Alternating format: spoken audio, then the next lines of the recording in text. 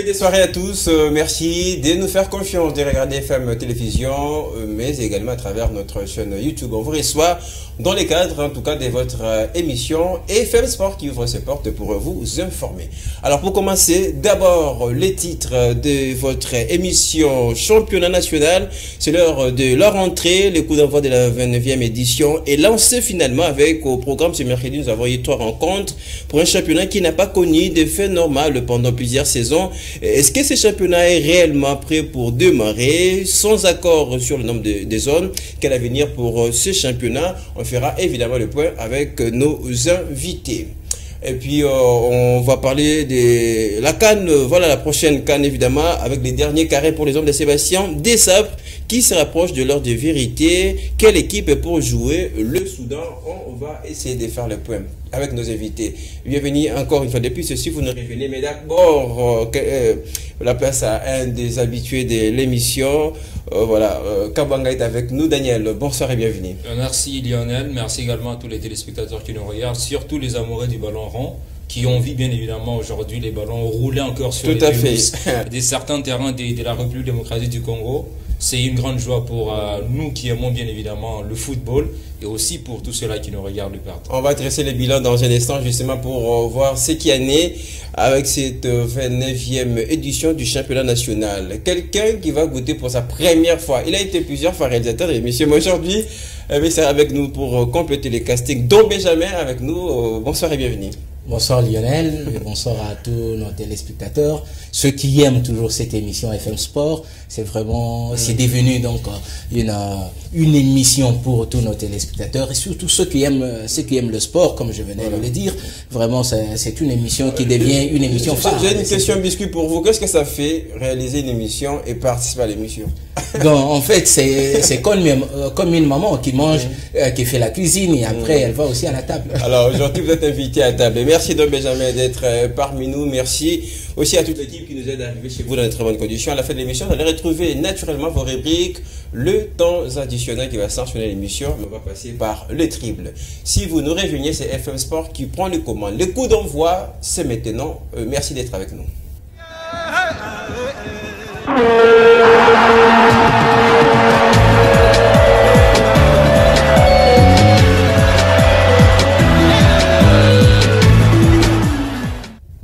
C'est le jour de la reprise, c'est la rentrée des classes pour ce qui est de notre championnat. Effectivement, la 29e édition a repris sans consensus sur le nombre de zones. Voilà, le CONOR qui maintient l'organisation du championnat à 2 zones, alors que la DEFCO, en partie évidemment, souhaite que le championnat soit organisé en 3 zones. On va d'abord écouter son président Lambert Osango qui pense que c'est le CONOR qui bloque encore ce processus, même si on parle déjà de la reprise de ces championnats. On va l'écouter. L'attitude du CONOR étonne tout le monde. L'attitude du CONOR, c'est simplement les blocages. Parce qu'on ne comprend pas pourquoi le CONOR refuserait des formules si simplifiées, des formules qui unissent les peuples congolais, des formules qui simplifient tout. Alors, nous pensons au jour d'aujourd'hui que l'arbitre, qui est le pouvoir public, va essayer de nous aider. C'était là Lambert Osango, président de la DEFCO. Daniel, voulons sceller les débats. Permettez-nous de traîner un petit peu, puisque ça fait partie de l'actualité. Ces championnats qui nous ont manqué beaucoup. Vous l'avez dit au début, le ballon a finalement roulé. Et on fera le point tout à l'heure. Mais d'abord, dans cette question de 2 à 3 zones, pour vous, qui a raison, qui a tort? Je crois, je ne sais pas comment donner raison et donner tort à l'une des parties, mais je pense très bien que le plus important c'est de voir le football revenir ou bien reprendre sur le sol congolais, parce que ça nous a manqué. On a passé près de 3 saisons ou 3 années en train de voir le championnat se jouer et n'est pas arrivé s'arrêter à mi-chemin à la fin. Maintenant, il fallait bien évidemment trouver des formules adéquates, bien évidemment, pour permettre à ce championnat de se dérouler correctement, comme on l'a toujours voulu. Ça veut dire on joue la phase aller et puis la phase retour, et à la fin on a un championnat qui est bien connu et qui a été décidé à la fin du championnat, bien évidemment, à travers des résultats qui sont palpables sur le terrain.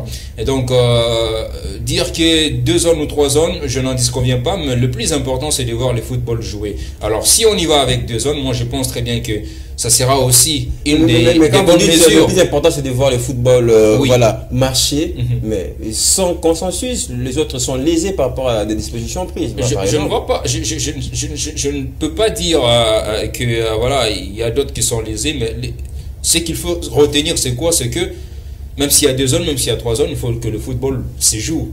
Mais pour l'instant, parce que c'est les Comores qui est l'instance fêtière du football congolais. Mais qui donne l'impression un petit peu d'être dictateur en quelque sorte, bon, je ne vois normalisation, qui impose les choses sans discussion. Je ne vois pas la raison d'être dictateur, justement parce que le Comore, lorsqu'il est arrivé, au sujet bien évidemment du format du championnat, vous avez vu qu'il y avait des propositions qui ont été faites par le comité du Comore, et on a démontré, bien évidemment, dans ces propositions, comment le championnat allait se jouer. Les 2 formats, nous avons la zone A et la zone B, 10 équipes, 10 équipes. On a même fait voir comment est-ce que les 4 premières équipes de chaque zone allaient s'affronter dans une phase de play-off. Et à la fin, on va justement créer aussi le play-off ou le play-down, justement pour le club qui vont assurer leur maintien. Et évidemment pour le club du bas du classement. Donc on a vu que dans ces propositions-là, tout était clair au niveau du Comore. Mais la DEFCO, qui nous propose maintenant 3 zones avec 26 équipes, n'a pas bien évidemment signifié comment cela allait bien évidemment se dérouler, parce que déjà on a 10 équipes dans la zone A, 10 équipes dans la zone B, et les 6 équipes total quand même. Les 6 équipes allaient venir de quel côté pour former la zone 3? C'est ça la question qu'on se pose aujourd'hui. Et si vous regardez bien évidemment tout ce que la DEFCO est en train de chercher aujourd'hui, toutes ces guéguerres justement, et ne pas permettre à ce que le football se joue convenablement, je pense très bien que c'est pour leurs propres intérêts. Donc il ne va pas l'intérêt du football national, il ne va pas l'intérêt bien évidemment du sport en République démocratique du Congo. Donc ils voient leur propre intérêt. C'est dirigeants ou c'est quelques dirigeants des clubs qui veulent à tout prix que le championnat se joue en 3 zones, alors qu'ils n'ont pas en tout cas de montrer comment est-ce que la montée de certaines équipes de la Ligue 2 allait se faire, mais également la descente des équipes. Alors, on est encore sur la question des normes des zones qui n'arrangent pas les uns comme les autres, mais est-ce qu'une fois on peut se mettre à la place de ces dirigeants des clubs voilà, qui décaissent de grandes sommes pour prendre en charge les joueurs, même pendant l'arrêt du championnat, ils étaient là en train de dépenser. Est-ce qu'il ne faut pas aussi soulager leur peine aussi quand ils proposent que le championnat soit organisé en 3 zones? C'est certainement là où le bas blesse. Parce que la DEFCO a réclamé, parce que c'est la structure des présidents des clubs, dirigeants des clubs. Ce sont eux qui vivent cette réalité-là. Et surtout qu'on doit rappeler, cette année, il y aura pas, le gouvernement ne va pas financer les championnats. Donc, c'est-à-dire tout va sortir des poches de ces dirigeants des clubs. D'abord, nous devons comprendre que au départ, les présidents de tous ces clubs dépensent énormément. Ouais. Parce que chaque jour, ils doivent dépenser pour les entraînements. Ils gagnent aussi. Qu'est-ce qu'ils gagnent juste parce que si vous faites les calculs, vous comprendrez que même ceux qui sont au bas du classement ou peut-être dans le juste milieu du classement, ils dépensent énormément, alors que à la fin de la saison, ils ne gagnent presque rien. Est-ce que vous pensez qu'il y a des présidents qui viennent juste dépenser? Écoutez, parce que si vous voyez même la cagnotte qui leur est donnée à la fin de la saison, ne signifie absolument rien. Mais si vous faites le calcul avec les dépenses qu'ils engagent pour le club chaque jour, lors des entraînements, ils dépensent beaucoup d'argent. Ils en gagnent également. Ils en gagnent également parce que moi, ils n'ont pas de sponsors. Je ne vois pas un président, je ne vois pas quelqu'un qui vient à la tête d'une équipe juste pour dépenser de l'argent. Non, ce n'est pas un bienfaiteur. Non, c'est pas par passion. Nous sommes dans le football. Le football aujourd'hui, c'est le business. Il n'y a pas quelqu'un qui peut venir et qui se met à mettre des moyens justement au service du club sans en gagner un retour. C'est ça le problème. Alors, s'ils disent que non, ils dépensent beaucoup d'argent, cher Daniel, ils démissionnent. La question que nous devons se poser, cher Daniel, c'est que nous, d'abord, ils gagnent combien à la fin de la saison? Faites le calcul. Que nous ne puissions pas nous baser sur les suppositions. Allons tout droit au but. Comprendre que la cagnotte qui leur est donnée à à la fin de la saison, c'est combien? Alors, eux-mêmes, lorsqu'ils sont chez... lorsqu'ils pour commencer le championnat, ils payent les frais de participation. Ils dépensent combien? Il faut faire ce calcul pour comprendre. Lorsqu'ils vous disent que nous avons besoin que nous puissions ne pas parcourir des très longues distances pour quand même essayer de gagner en termes de dépenses pour le transport. Je voulais qu'on en reste un petit peu. Les deux zones, parce que dans les deux zones, il y a ceux qui viennent de l'Est de la République vers Kinshasa. Oui, mais vous voulez quoi? Vous calculez la distance. Vous voulez qu'on puisse les isoler. Nous avons un problème de transport. Nous avons un problème de transport. Cette année, sans l'accompagnement du gouvernement, ça sera très compliqué. C'est très compliqué à ce niveau-là. Je pense pas que ça sera très compliqué, contrairement aux années précédentes ou des années passées, parce que ça s'est joué déjà. Et lors des années passées, oui, dans les années passées, c'était un tout petit peu compliqué. Contrairement à maintenant, pourquoi? Parce que là, ils étaient obligés de parcourir toute l'étendue de la République démocratique du Congo, alors qu'aujourd'hui, parce qu'il y a quand même, les championnats est divisé en zones, quand même, il y a une baisse sur le budget. Ça veut dire que des clubs qui jouent à Kinshasa ne peuvent pas se déplacer vers Lubumbashi dans un premier temps. Donc, vous allez comprendre qu'on a quand même facilité les choses pour que ces clubs-là puissent rester. J'avais une question pour vous. Sans accompagnement sur le plan financier du gouvernement cette année, cette saison, on parle de la 29e édition, pensez-vous que ce championnat ira jusqu'au bout? Tout va bien évidemment dépendre du sérieux qu'on va mettre dans ce championnat. Déjà, ça commence à pas de tâtons. Pourquoi? Parce que il y a d'un côté la DEFCO qui s'oppose, il y a question des zones, il y a le CONOR qui veut tout simplement faire jouer le championnat. Il y a le ministre des Sports qui a intimé l'ordre à ce que qu'on ne puisse pas utiliser les stades publics. Donc, vous allez comprendre qu'il faut que ces gens-là puissent revenir à la raison, qu'ils puissent, en tout cas, la raison c'est quoi? C'est que le football gagne, que les joueurs reprennent du travail, parce qu'il y a des joueurs qui se nourrissent de ça. Voilà. Il y a des joueurs qui se nourrissent des primes des matchs. Mazemba joue aujourd'hui, Maniema Union a joué aujourd'hui, ils ont gagné, ils peuvent y avoir des primes. Et ces joueurs-là, les joueurs qui ont des familles aussi derrière. Alors, si en tout cas on veut du bonheur des footballeurs, on veut du bonheur des équipes, on veut du bonheur du football de la RDC en général, que le championnat se joue et que tout le monde se retrouve. Donc, Benjamin, quel avenir pour ce championnat qui commence déjà avec très compliqué, des boycotts de l'autre côté? Il y a des gens qui ne sont pas d'accord avec la reprise, puisqu'il n'y a pas de consensus évidemment sur les nombres de zones. Quel avenir pour ce championnat? Craignez pas vous qu'il soit arrêté aussitôt commencé? En fait, ça fait mal lorsque nous voyons que en réalité le sport devrait être indépendant, comme nous le souhaitons tous. Et nous voulons que cette édition puisse aller jusqu'au bout et que le ballon roule. C'est ce que nous voulons tous. Sans consensus, le problème c'est que, alors, la question qui se pose aujourd'hui, c'est que à qui profite toute cette guerre qui s'installe, que ce soit du côté de... Je dis à personne, ça profite à personne en tout cas. Voilà, lorsque ça profite à personne, donc ça va, c'est nous qui allons en pâtir, nous qui aimons le football. Je voulais un instant, avant peut-être de faire le point sur la reprise, puisque je le disais au début, il y avait 3 matchs au programme, mais un instant, restons sur quand même le comité de gestion de l'Alina Foot. C'est vrai que ça, elle est confrontée, c'est comité confronté à beaucoup de choses, à beaucoup de problèmes. Est-ce que l'Alina Foot aujourd'hui, dans sa manière d'organiser le championnat, est exemplaire, ou il faut forcément qu'on passe par des élections avant d'autres dirigeants? Certainement. Ça me fait penser à la situation qui oppose également les Renaissance à aussi. Hein. Ça, on acquise beaucoup l'Alina Foot par exemple. Vraiment, avec ce comité qui est presque fin mandat. Depuis d'ailleurs. Ils sont fin mandat. Bon voilà. Ils sont fin mandat. Donc ils ont intérêt à pouvoir se réorganiser pour mettre les choses en place afin que le football puisse préparer l'avenir. Parce que l'avenir dépend de l'organisation qui doit être démise. On va beau crier, Daniel Kabwanga, les dirigeants des clubs cherchent leurs propres intérêts, etc. Beaucoup de choses, mais il faut aussi, l'Alina Foot a montré ses limites. 3 fois, la Foot a organisé ses élections, il y a eu des révélations avec la gestion financière, etc. Beaucoup de choses. Il faut encore faire confiance cette saison à l'Alina Foot. Pour le moment, il faut aller avec, parce que pour, bien évidemment, définir une commission au niveau de la Ligue nationale de football, il faudrait qu'il y ait au niveau de la FICOFA, tout soit d'abord en ordre. Donc, parce que c'est une commission, ça veut dire ce sont des gens qui sont nommés, ce sont des gens qu'on a mis, donc on ne les a pas élus. Et donc, il faudrait maintenant... Donc, tout va passer par les élections d'abord en tête de la FICOFA. Et évidemment, au niveau de la FICOFA, donc, une fois qu'on a un comité élu de la FICOFA, c'est en ce moment-là qu'on peut refaire ou recréer encore une autre commission de la Ligue nationale de football, bien que celle-ci a déjà été désavouée plus d'une fois. Voilà. Allez, on va évoluer. C'est désormais clair, cette affaire voilà, installe de plus en plus le conflit. Mais curieusement, il y a le ministre qui s'invite. Mais avant voilà, de parler de l'adhésion du ministre, on va écouter rapidement ce que pense l'analyste sportif Michel Tobo. Et tout à l'heure, à votre question, à qui profite ce conflit? Eh bien, Michel Tobo a la réponse. Ça profite à personne. On va l'écouter.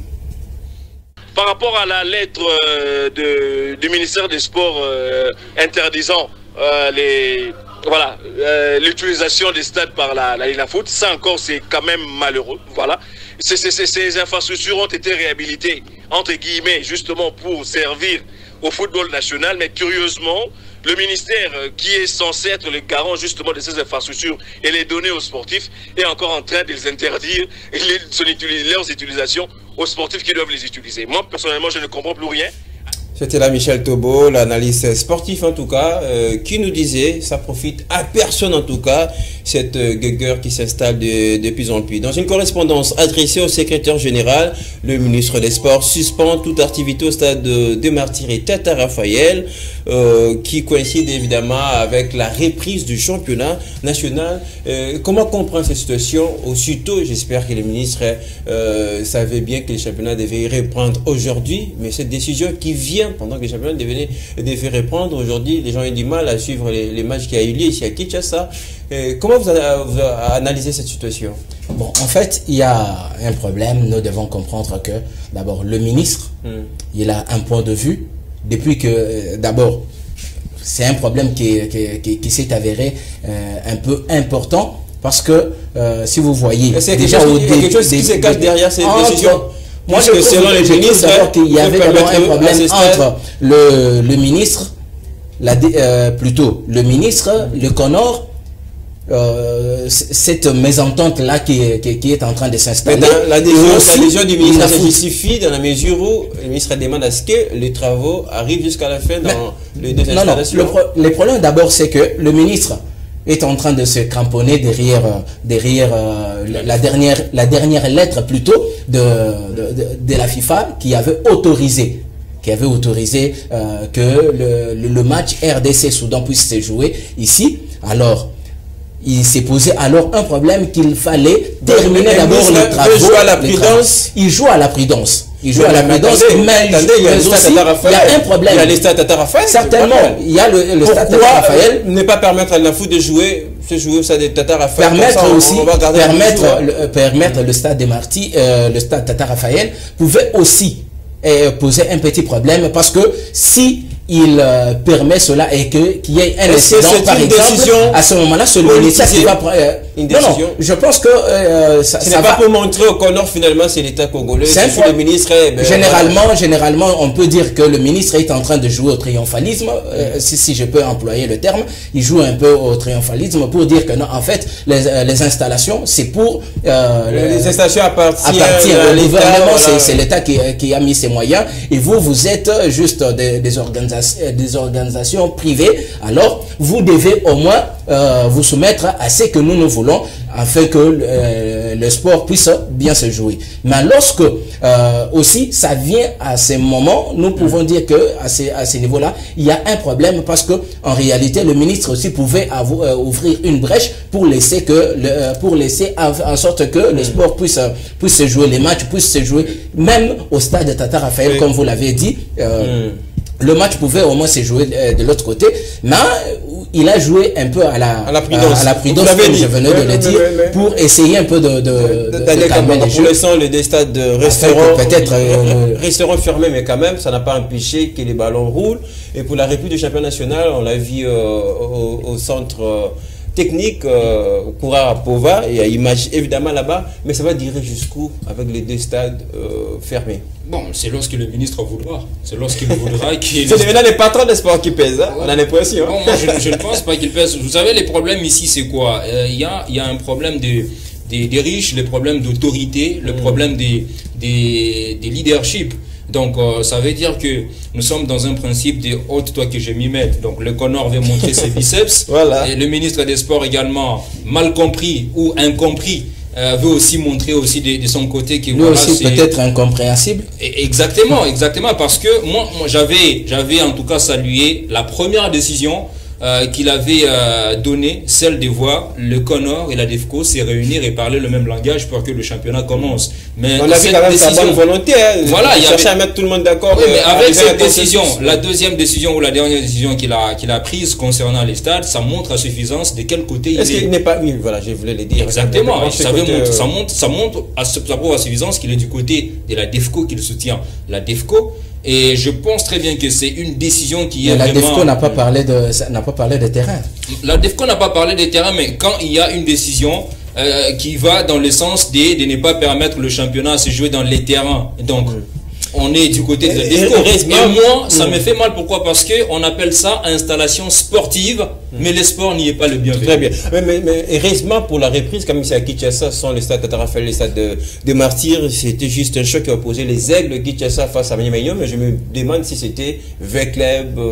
Voilà, c'est ça la question que je voulais se poser parce que ce sont des clubs dont, même si c'était un match gratuit ou l'accès était gratuit, donc je ne vois pas qu'il y aurait eu une grande affluence comme ce serait le cas avec DSMP et V-Club. Ce sont des matchs entre des clubs qui sont un tout petit peu, je veux dire, moyens dans cette Ligue nationale de football. Maniema et Aigle du Congo, c'est à peine que cette équipe joue la Ligue nationale de football. Alors je me pose la question de savoir par où viendra les casses, par où viendra des incidents. Les débordements, par exemple. Les débordements, ça viendra d'où? Si on refuse avec le stade de Martyrs, mais le stade Tata Raphaël est là, même si on pouvait se dire que non, on pourrait éviter des incidents, pour éviter des problèmes, que le match soit à huis clos. On allait bien évidemment assister à un bon championnat, un bon début du championnat. Mais voilà. Au-delà de ça, il faut faire avec. Le Centre national Koura-Pova est là et on a assisté quand même à un début de championnat, bien que timide.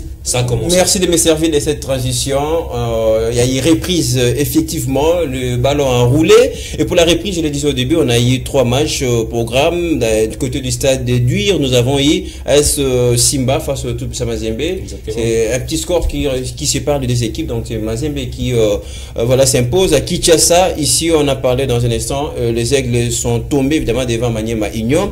Et puis au stade du Concorde, Concorde, Étoile de Kivu, s'est imposé devant Céleste sur le score de 1-0. Pour la reprise en 30 secondes, qu'est-ce qu'on peut comprendre? Vous l'avez dit, un retour timide, mais qui va prendre l'élan. Ouais, de l'engouement surtout, il faut signaler ça. Ça montre à suffisance que le football a manqué à plusieurs supporters de la RDC. Si vous regardez les images aujourd'hui du stade Dominique Dior de Kolwezi, vous allez vous rendre compte que le stade était plein.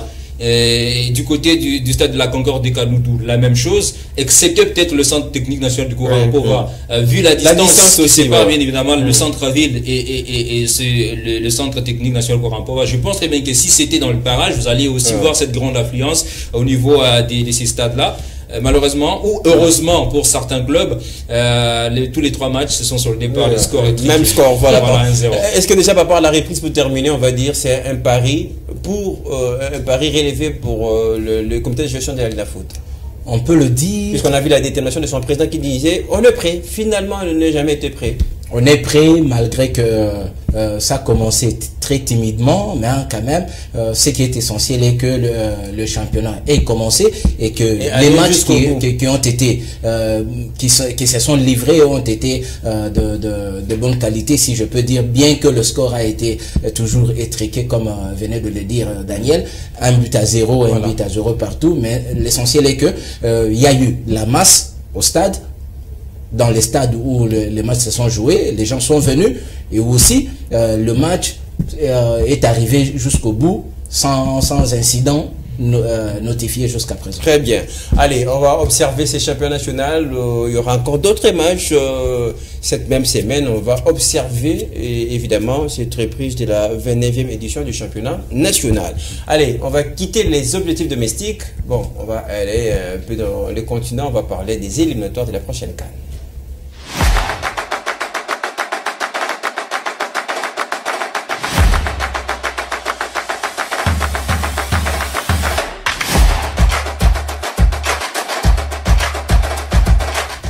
Opposé au Soudan, la RDC doit arracher la qualification pour la prochaine CAN 2023.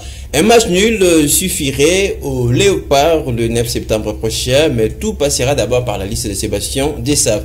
Quelle équipe, bon, on commence de ce côté avec vous, quelle équipe pour jouer ces derniers matchs, ces derniers virages, ces matchs de la finale qui va opposer la RDC au Soudan? Certainement, Sébastien Desabre aura du pain sur la planche parce que l'effectif que nous avons aujourd'hui et aussi les jeunes qui sont en train de venir, c'est vraiment de la mer à boire parce qu'il aura beaucoup de joueurs qu'il pourra avoir sur sa liste. Pour un dernier match, un match final, est-ce qu'il doit penser à tout le monde ou garder la même équipe? Bon, en fait, c'est pas dire que non, puisque c'est le dernier match, il faut écarter les autres, mais ce que nous voulons, c'est que il faut essayer de rajeunir l'équipe avec les jeunes qui sont en train de monter. Est-ce que ça ne sera pas imprudent de faire appel à ceux qui vont discuter pour la première fois avec l'équipe nationale, qui auront suffisamment besoin d'intégration, à un match où on a besoin d'une qualification? Voilà, interdit de le perdre. Hein, Cela ne veut pas dire que non, il faut mettre de côté tous les cadres.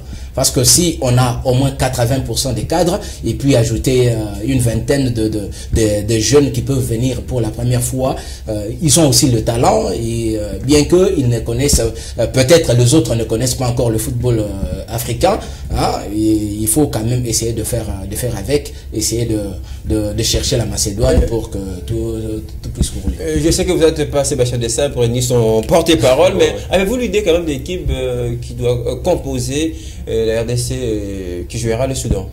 Exactement, oui. Bon, moi je pense très bien que pour établir cette liste, il devrait se baser sur 3 critères. Donc ça c'est selon moi, et je ne vais pas me mettre à la place de Sébastien Desabre, mais moi je pense très bien que le premier critère doit être basé sur les meilleurs du moment. Les meilleurs du moment, sont ces joueurs-là qui se distinguent, qui se démarquent dans leur club respectif. On va dire, c'est encore le début de championnat. C'est le début de championnat. C'est aussi timide. Hein. Il y a 2 journées qui se sont déjà disputées. Il y a d'autres qui jouent les préliminaires de la Ligue des Champions européenne, la conférence voilà, ils sont légion au niveau européen. Donc ce sera peut-être le premier critère. Le deuxième critère, quand on choisit les meilleurs du moment, le critère qui va suivre, c'est bien évidemment l'expérience, comme vous l'avez dit. Donc on ne va pas écarter justement ceux-là qui sont cadres dans l'équipe nationale. C'est vrai, on va parler des Chancel Memba qui ne joue pas trop, on va parler de Cédric Bakambu qui vient de signer, mais ce sont des cadres. Puisque c'est notre cadre, le patron de la défense, c'est le capitaine de l'équipe. Ce sont des cadres, donc le deuxième critère va permettre à ce que ces joueurs-là se retrouvent, et le troisième critère, c'est rappeler également ceux-là qui ne s'étaient pas distingués la fois dernière et qui aujourd'hui sont en train de faire des prouesses, et y ajouter également quelques binationaux pour qu'ils puissent quand même déjà prendre les goûts de ce qu'est la sélection nationale, parce qu'il y a en cas de victoire ou de match nul, ils seront conviés à aller en Côte d'Ivoire pour la Coupe d'Afrique des Nations. Et déjà, si vous êtes dans la fièvre de la tanière, vous aurez certainement une idée, et ça va leur pousser à beaucoup travailler durant la saison pour que le moment venu, ils puissent avoir une place au sein de la tanière. Avez-vous des inquiétudes par rapport à l'équipe de la RDC avant de jouer le Soudan? Bon, pas tellement, puisque nous savons l'équipe de la RDC, vu. Est-ce que la qualification est dans la poche quand on regarde le Soudan, bien que c'est l'équipe qui nous a battus au match aller? Hein? Certainement, c'est l'équipe qui nous avait battus au match aller, mais il faut voir dans quelles conditions cette équipe nous avait battus, pour comprendre que lorsque nous avons joué la 5e journée, quelles sont les forces que nous avons, quelles sont nos faiblesses. Surtout, il y a eu beaucoup de changements, c'est des même sélectionneurs aussi, on va dire. Hein, Sébastien Desabre n'était pas lors de ces matchs allés, donc ça c'est aussi un aspect important. C'est aussi parce qu'il a fallu aussi parler de l'aspect psychologique avec la philosophie de l'entraîneur qui vient. Alors il va essayer d'imprégner, comme on venait de le voir avec les précédentes journées, où il a imprégné au moins de sa touche. Nous l'avons vu face au Gabon, face à la Mauritanie. Nous avons vu comment cette équipe a essayé de se débrouiller. Et là, nous sommes un peu confiants.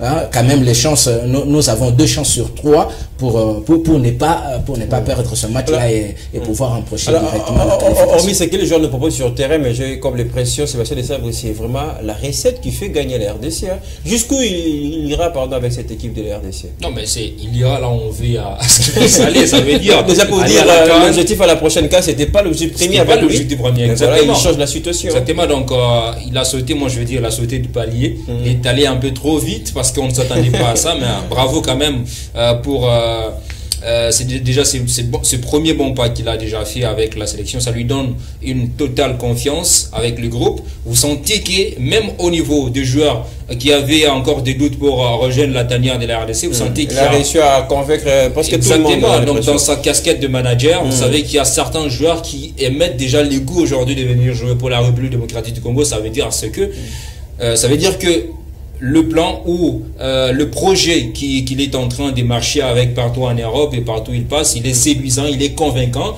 et je le vois en tout cas mieux disposé pour aller au bout de son projet là avec tous les moyens. Et surtout sa manière de faire répondre aux gens qui avaient des doutes, qui se posaient des questions, ça signifie quoi être sélectionneur et manager en même temps. On voit maintenant les résultats, puisque voilà. Ça lui donne beaucoup de crédit aujourd'hui. Tout à fait. Une dernière question en tous les deux. Le Stade des Martyrs, c'est la bonne nouvelle. On le sait tous, le Stade des Martyrs va recevoir ses matchs au RDC Soudan. Une bonne nouvelle puisque ça manquait à l'RDC. On est allé jouer à Lubumbashi. C'est une bonne nouvelle. Lubumbashi, c'est le Congo. C'est toujours le Congo. Mais au Stade des Martyrs, là, on a un peu plus l'habitude.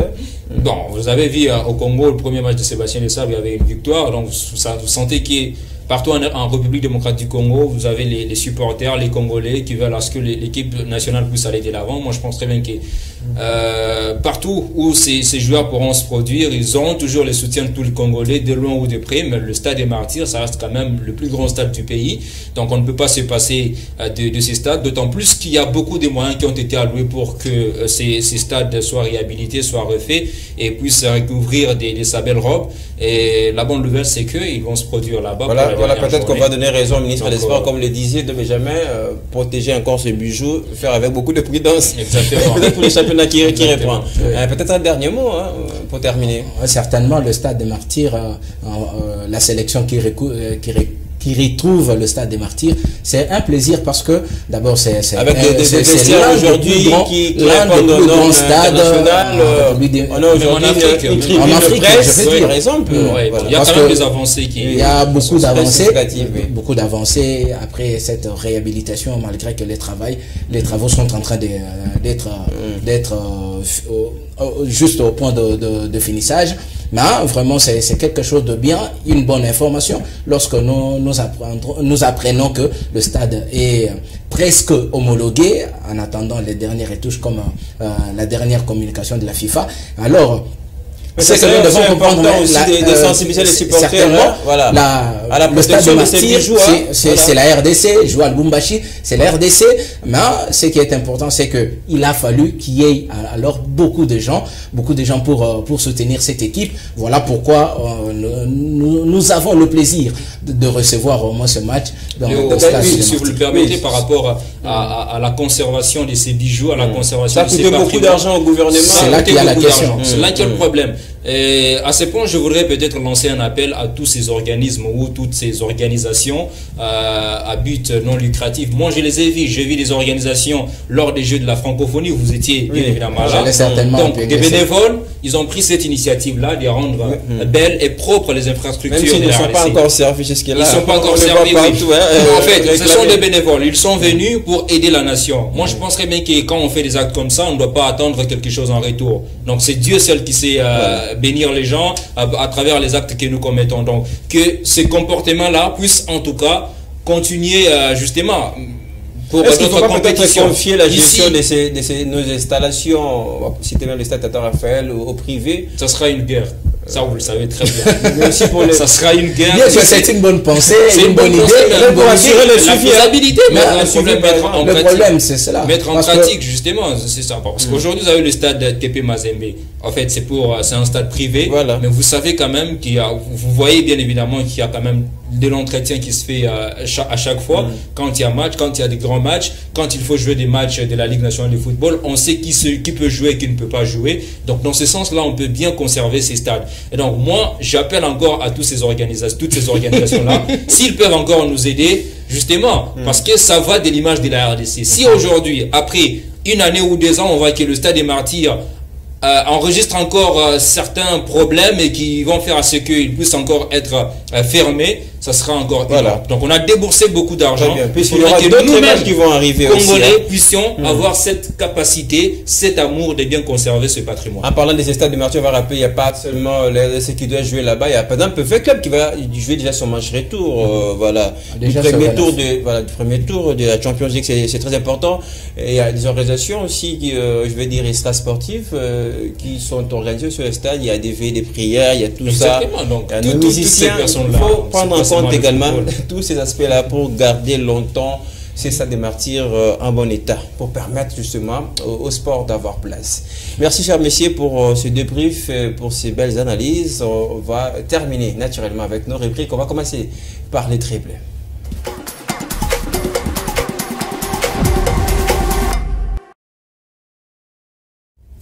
Allez, place à présent à la rubrique les dribbles. Lequel de nos deux invités va dribbler l'autre? La question pour vous, nous l'avons observé évidemment depuis la dernière Coupe du Monde, la Coupe du Monde 2022. Voilà, ces phénomènes des temps additionnels rallongent. Et certains championnats, à l'heure où nous parlons, ont aussi adopté ces systèmes des temps additionnels rallonge. Alors on voulait évidemment savoir, ça résout quel problème et c'est quoi les bénéfices pour les équipes. On va commencer à ma gauche avec voilà, Daniel Kabwanga, des temps additionnels rallonge. Nous l'avons vu, des 10 minutes, tout ça, et ça vient résoudre quoi exactement? Bon, ça vient résoudre quelque chose. Donc, une petite modification, c'est que au cours de match, il y a des changements qui se font. Vous savez très bien que nous sommes allés aujourd'hui jusqu'à 5 changements. Il y a des changements qui se font, il y a des célébrations des buts, il y a également la VAR qui s'est invitée dans le match de football, et cela nous prend 1 minute, 2, même 3 minutes justement pour que un but soit validé ou accordé. Et donc tout cela, ça va quand même permettre à ce qu'on puisse récupérer les temps qu'on a perdus et faire à ce que nous restions bien évidemment dans les normes des 90 minutes la fin et pour tout un match. Donc je pense très bien que ça aura quand même je voulais aussi aidé à quelque chose. Vous préciser, Oui. les temps additionnels rallongent parce qu'on peut récupérer même les temps additionnels. On peut récupérer même les temps additionnels parce que dans les temps additionnels, il peut y avoir des arrêts. Donc il y a des blessures, il y a des joueurs qui s'étordent des douleurs. Est-ce que ça reste toujours le football? Non, vous êtes d'accord avec ça? Moi je suis d'accord. Pourquoi? Parce que il y a parfois des joueurs qui exagèrent. Et ça se laisse voir beaucoup plus au Congo avec la mentalité Les simulations. Simulation. Surtout lorsque vous menez un match, imaginez-vous, vous êtes dans un classico Mazembe avec club. Alors on joue la 85e minute de jeu. C'est d'accord que ça soit aussi appliqué ici. Et c'est le club qui mène au score. Alors ils ne veulent pas que Mazembe puisse revenir au score. Là on doit commencer à geler les temps, on doit commencer à grignoter quelques minutes. On se croit bien évidemment dans une piscine où on doit tout le temps se baigner, tout ça. Ça résout quand même quelques problèmes. Est-ce qu'on peut se mettre à la place des joueurs? En tout cas, jouer pendant ces temps-là, ça donne l'impression d'être très long, un match sans fin, des prolongations, etc.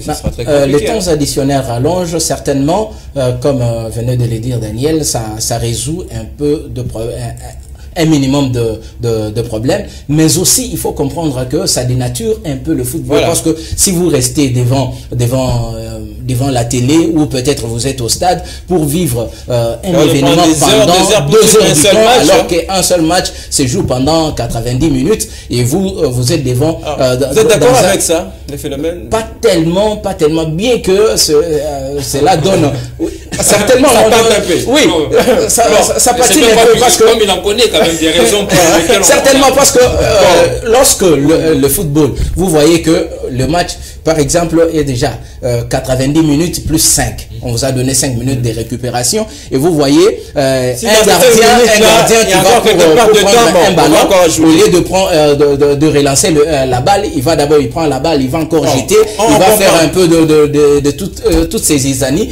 Tout ça, ça dénature, ça décourage, ça ne donne pas la bonne couleur. Ça décourage les acteurs qui sont sur le terrain. Certainement, mais il faut punir ça. Mais aussi les sportifs aussi. Les temps additionnels rallonge, ce n'est pas pour punir les joueurs, c'est peut-être pour résoudre un problème. Ça veut dire que le joueur ait cette mentalité-là, jusqu'à la fin. Vous savez que l'organisme, merci à tous les l'organisme aussi, c'est un problème. Merci à tous les il y a un joueur qui va jouer 90 minutes. Il va falloir maintenant il va falloir que vous mettez devant un fait accompli de merci de Benjamin. 2 heures du temps. Ça permet quand même à certains joueurs d'avoir on va terminer l'émission. Alors nous, heureusement, pour terminer, on n'a pas les temps additionnels à rallonge, nous c'est les temps additionnels. Alors venons-en rapidement.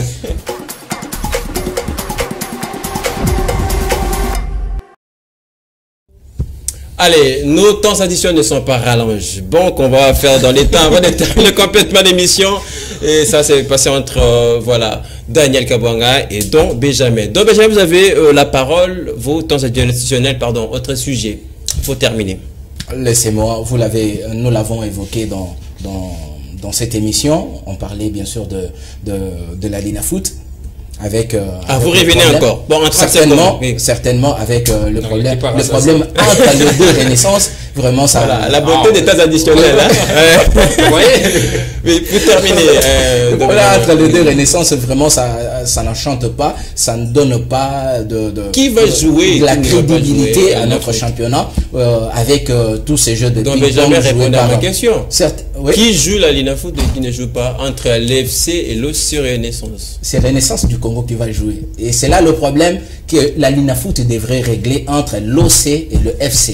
Certainement, selon le droit, vous devez reconnaître quand même que non, l'équipe joue avec un matricule.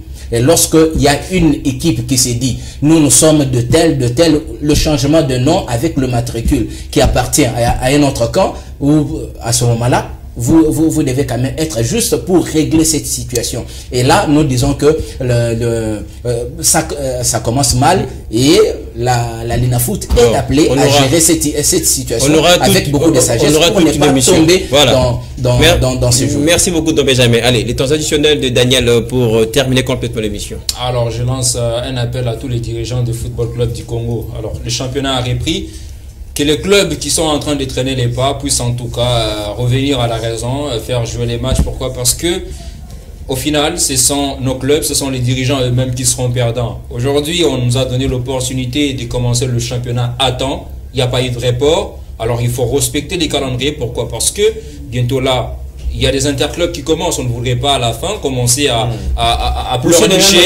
Exactement, à pleurnicher pour dire non, parce qu'il n'y avait pas de championnat, on ne jouerait pas, tout ça. Mais moi, je penserais bien que déjà le match que Mazembe a joué aujourd'hui, c'est un vrai sparring partenaire parce qu'avec contre Simba, ça n'a jamais été facile. Et on a vu comment Mazembe a souffert justement pour aller abattre cette équipe. Donc, que ces clubs-là puissent revenir à la raison, puissent jouer la Ligue nationale du football. 2 ou 3 zones, c'est le football qui doit gagner. Merci Daniel, merci Don Benjamin d'avoir composé les castings de ce soir. L'émission est terminée en tout cas, émission à retrouver voilà, en intégralité sur notre chaîne YouTube. Tapez Fondation Valva Télévision. On se retrouve le week-end pour d'autres sujets. On va continuer à observer la reprise du championnat